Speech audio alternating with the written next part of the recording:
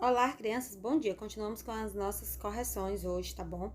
De história, página 104, 107, 108 do nosso livro, tá bom? Então, vamos lá. Primeiro, questão. O que caracterizou o período colonial? O que foi que caracterizou? As lutas entre os europeus indígenas e o processo de escravização dos africanos. Então, possa estar conferindo aí direitinho, tá bom? Segunda, pinte de azul as frases verdadeiras e de vermelho as frases falsas sobre o período colonial. Nesse período, o açúcar era um produto muito valorizado, verdade, né? Então, você vai pintar na cor azul. Botei o A de azul, mas é para pintar o quadrinho. Esse período foi o menor período da história do Brasil. Na cor vermelha, tá bom? É verdade. Desculpa, a letra A é azul, né? As frases verdadeiras e de vermelho as frases falsas. Então, a A é azul, que é verdadeira, e a B é o quê? É falsa, que é vermelho. Durante esse período, os portugueses não tinham interesse pelo Brasil. Verdade, então é na cor vermelha. Aliás, é falso, na cor vermelha, desculpa. Foi nesse período que as etnias começaram a se misturar.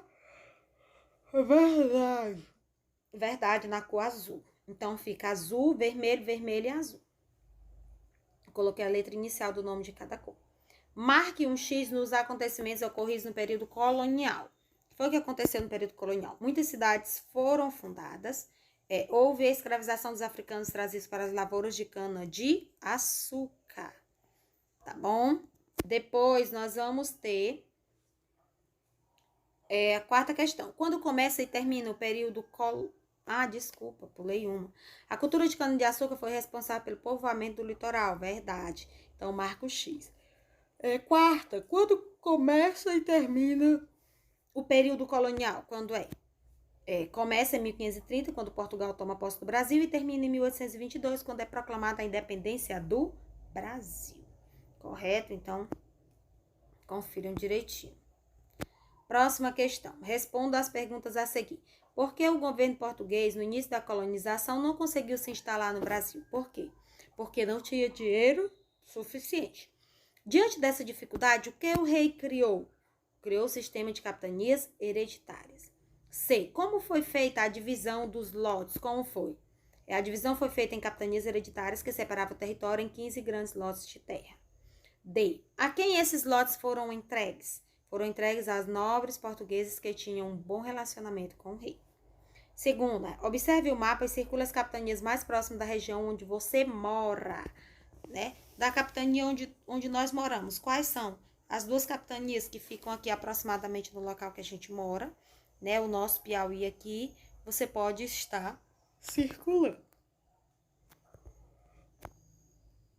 As duas mais próximas aí, a tia acabou de sinalar, tá bom? Você possa estar circulando, fica mais próximo do nosso estado. Aí aqui nós temos, nós vamos colocar V ou F para as frases verdadeiras, né? V para verdadeira e F para falsa. As capitanias eram chamadas de hereditárias porque eram passadas, né, de pai para filho, verdade. Os donatários usavam seu próprio recurso para a capitania se desenvolver, verdade. O sistema de capitanias foi um sucesso, falso, ele fracassou. Apenas duas prosperaram. As terras brasileiras foram divididas em 15 lotes de terra, verdade. 5 capitanias prosperaram, falso. Apenas duas prosperaram. Assinale com um X os motivos que fizeram as capitanias prosperarem. O que foi que fez elas prosperarem? Cultivo de cana-de-açúcar e a criação de gado, ótimo. E na quinta, ligue a capitania ao seu donatário. Pernambuco, Duarte do Coelho e São Vicente Martim Afonso de Souza. Olá, crianças do quarto ano, bom dia. Gente, desculpa, eu coloquei 119, 120, mas não é, tá bom? É somente a página 113 a 115, certo? Então, vamos lá, conferindo. A primeira questão, complete os espaços abaixo. Após o fracasso das capitanias hereditárias, o rei D. João III, que era o rei de Portugal na época, resolveu criar o regime do governo geral para reger e administrar a colônia. Então, confira direitinho a primeira questão, página 113, tá bom? Na segunda, faça a correspondência. Nós vamos aí fazer a correspondência. Fazer progredir a colonização, objetivo do governo geral, então número 4. Obedecer ao governo geral e colaborar com ele, é quem? Deveres dos donatários, então 3. Governo geral é a autoridade máxima da colônia, 2.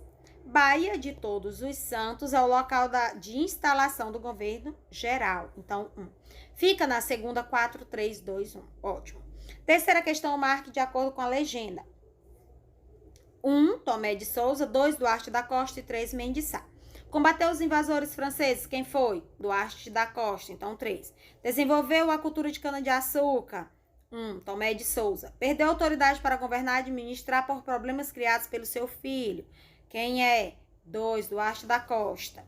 Fundou a cidade de Salvador, quem foi? Tomé de Souza, 1.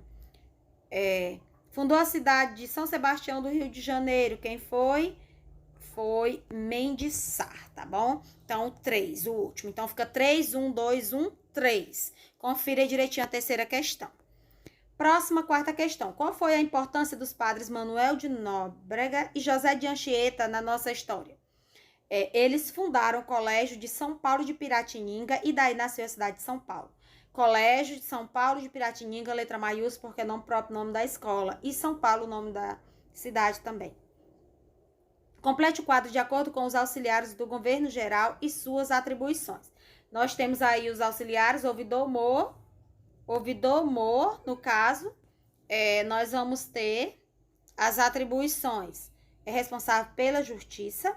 Provedor-mor é o quê? Responsável pela cobrança de impostos, e capitão-mor responsável por defender o litoral do ataque inimigo. Então, confira direitinho essa questão.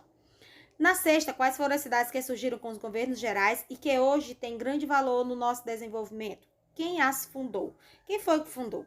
Então, as cidades são Rio de Janeiro, quem fundou? Estácio de Sá, que no caso foi no governo de Mendes Sá, que era o sobrinho de Mendes Sá, Estácio de Sá. Depois nós temos Salvador. Quem foi que fundou Salvador? Tomé de Souza. No governo dele mesmo, ele mesmo fundou. E a terceira, que foi São Paulo, foi fundada pelos padres José de Anchieta e Manuel de Nóbrega. Confira. Sétima, você vai definir entradas, que são expedições do governo que não ultrapassavam o limite do Tratado de Tordesilhas, do meridiano de Tordesilhas. E bandeiras, expedições particulares que não respeitavam o Tratado de Tordesilhas. Então, confira início de resposta, letra maiúscula. Marque a nossa última paginazinha. Marque com X quem liderou uma das mais importantes bandeiras. Quem foi? Fernão Dias Pais Leme. Quais são, os objetivos das bandeiras? Aprisionar os indígenas e descobrir metais e pedras preciosas. De acordo com o que foi estudado, complete o texto. As bandeiras surgiram com as seguintes finalidades: aprisionar os indígenas para o trabalho nas lavouras que aumentavam na colônia e precisavam de gente. Então, aqui nós finalizamos a correção da nossa atividade. Corrija tudo direitinho.